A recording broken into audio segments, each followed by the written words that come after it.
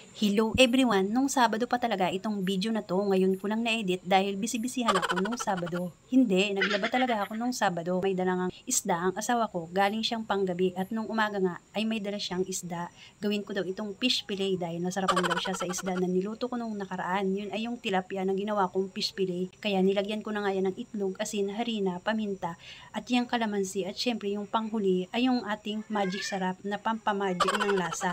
Syempre, halu-haluin natin yan. At nilagay ko nga yan sa ref ng 30 minutes para dumikit yung lasa niya. After nga ng 30 minutes, naglagay na nga ako ng breadcrumbs sa plato. Naglagay na nga rin ako ng mantika sa kawali para uminit na agad ang mantika. Para habang pinapagulong ko sa breadcrumbs ang mga isda ay mag-init na ang mantika. So ayun na nga, nag-start na akong magprito. Ayan.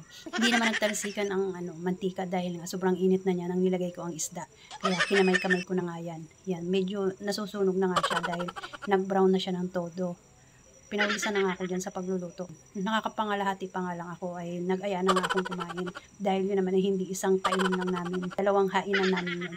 Naghahain na ako habang nagluluto pa ako ng ibang tira.